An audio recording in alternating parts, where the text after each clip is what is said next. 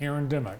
Hi, Aaron. Hello, Bart. I am now the president. The president? Yes, I've been elected president. Wow. Founder of People and for the Parks and president Trails. Yes. of People for the Parks and Trails. Aaron is also the Director of Communications, Public Information Officer for the City of Jackson. So actually it works, they dovetail your two duties, don't they?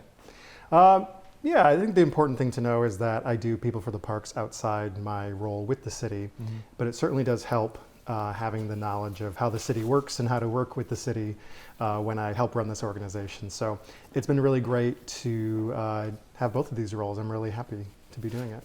I saw Sunday night was your first meeting of the season. Yes. And that was a virtual meeting, so people Yes. could watch the basketball games and participate in the meetings. A lot of people asked me about that, and I wanted them to know I had this planned for months. I just, can't prepare for something like that. But, Yeah. But anyway, people Yeah. were able to pop in and... Yeah, we had our annual meeting / spring kickoff. So that was just a time to reconfirm our board officers for another year and do the business of approving of our projects. So we formally approved of 4 projects for the spring season, which is going to be April and May. And then throughout the year, when we talk about the summer and fall, we'll decide those at a later date. We want to go where we are needed the most. So we got things going for our first projects of the year. 4 projects for spring. Sounds pretty ambitious. In fact, more ambitious than during your inaugural year. Yeah, we got a little bit of a late start last year. We started in mid-August and then we went until the end of October. We actually concluded on Halloween and we did 5 projects last year. So we have a goal of doing at least 2 projects a month. And that might sound like a lot, but we're happy to be doing it. It's really a low time commitment when we actually go and do a project. So we think 2 projects a month is going to be just great. And you obviously want more people, many hands, make light work. That's right. Besides you, who were elected as officers? Yes.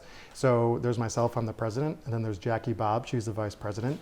Matt Hines is the secretary. Scott Damich is the treasurer. And Andrew Sargent is the Parks and Recreation liaison. So that person on the board, their position is to essentially give us a thumbs up or a thumbs down as far as the city goes. Right. We want to make sure that we don't want to do something that the city doesn't approve of or is not feasible. So Andrew is there to really help us with the projects. When I was planning the spring projects, I consulted with him as to what he thought the needs were, and we came up with this list of projects, and then our members approved of them. You know, one of the things that distressed everyone in Jackson last year was the discovery of the damage to the Ellisharp Park, Yes. the dumping and the driving the 4-wheelers on the Right. grass, and I mean I know that that would be a huge undertaking to be able to oversee the whole maintenance of that park the city's doing, but I mean that was a wake-up call that the parks, they're very fragile. To me, that was frightening that was happening. Yeah, some of our parks are small and high visibility, but then we have a large park like Ellisharp Park, which is our biggest park. There's a lot of areas in there that people can get into where there's not a lot of eyeballs on those areas, so they're able to take advantage of the vulnerability of our parks, which is unfortunate to see. We saw a lot of trash dumping, people doing off-roading, so the Parks and Recreation Department decided to close down some of those streets for the winter to curb some of that inappropriate behavior, but then also reduce the amount of streets that the city had to clear during the winter. So we're now here in the spring, and I'm not a part of this with the city at all, but I know that our Parks and Recreation Department is going to be considering if they're going to reopen those streets to the public or if they're going to remain closed. I think as far as People for the Parks is concerned, we want to support the safety of our parks. We talked about, as a board, supporting any kind of plan from the city to close off these streets, because if anyone's done running or walking in Ellisharp Park, there's a lot of vehicle to pedestrian interaction, and we would love to see that interaction limited to make it safer for everyone to enjoy the park. Yeah, you're right. The people that run in Sharp Park, they're on the road. Yes. Yeah.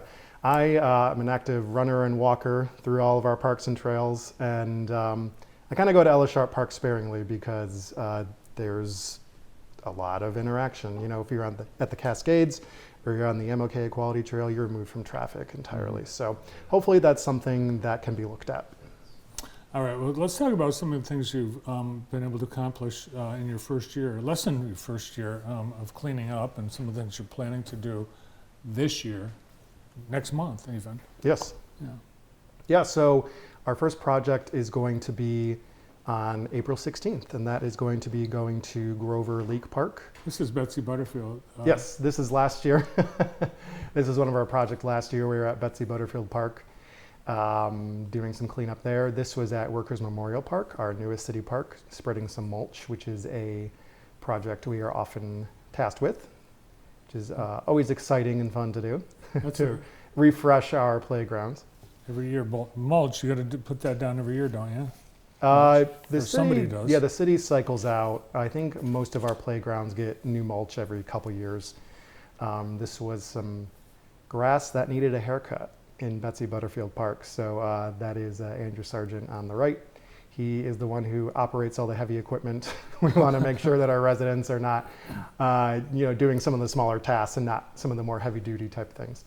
So for the most part, a lot of things that we do is going into these parks that need some attention. So we scale back some of the gardens, we do some landscaping, pick up trash, trim brushes, that kind of thing. That's at Ganson Street Park.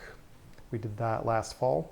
And that is at Lions Park. A lot of people don't know that at Lions Park on the north side, there is a beautiful bridge that goes over the Grand River. It's a great scenic area, and there's a pedestrian trail back there. So when we were there, we were trimming the brush and branches away from the bridge to make it a more aesthetically pleasing environment. And then we also removed quite a bit of graffiti from the trail. As Yeah, you I can see can't right look at there, that. that's our treasurer, Scott Damage. She was removing some graffiti.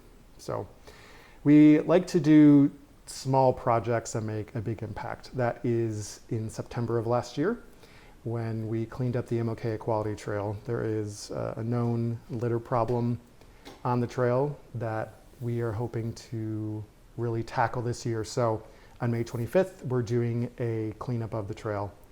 Wednesday, May 25th at 6.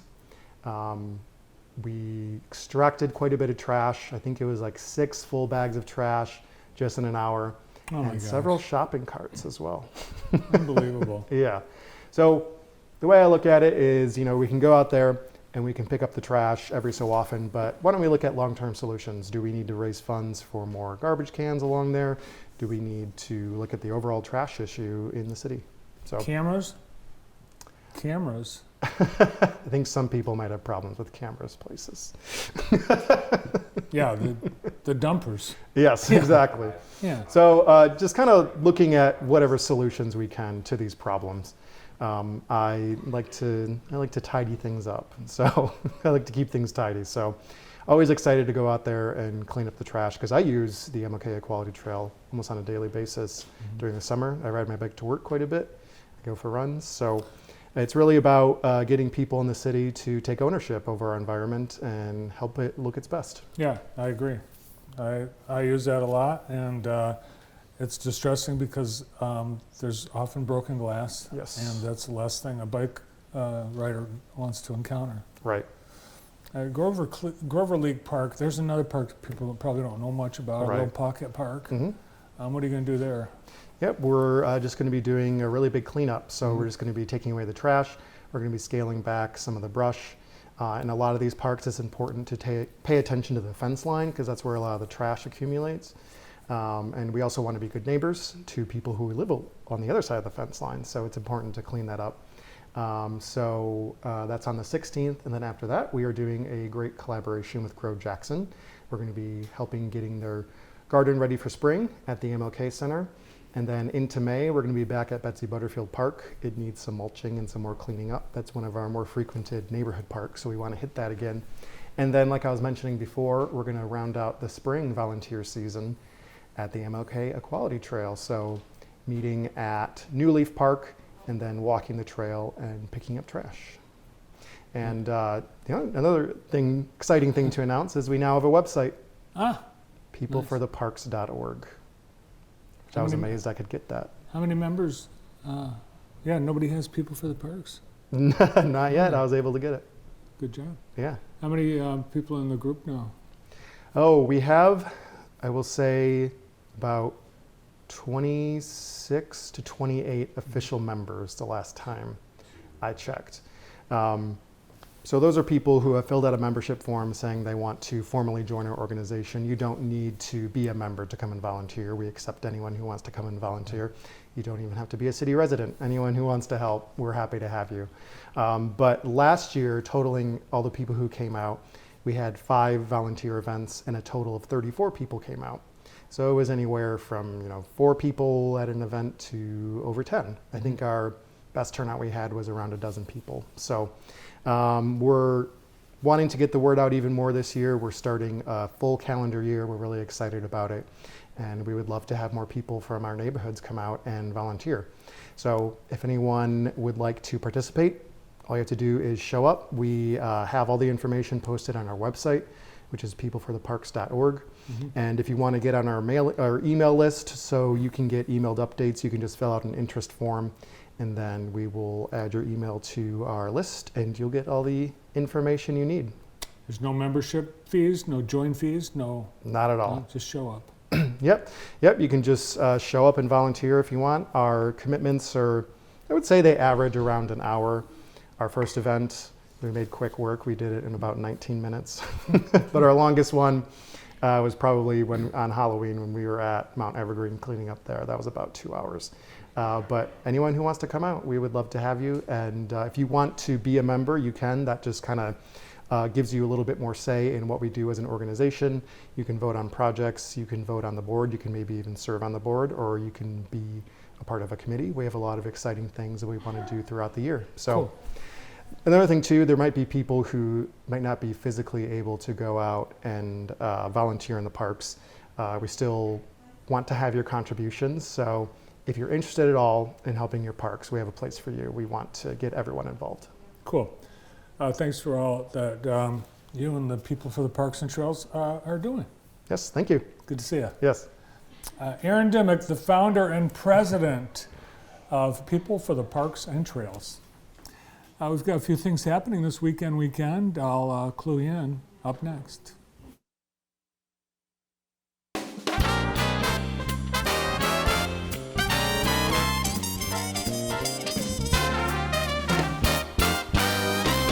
You can see it in our smile. Service that is second to none. The kind of personal treatment you would expect from your own family. Brown's Advanced Care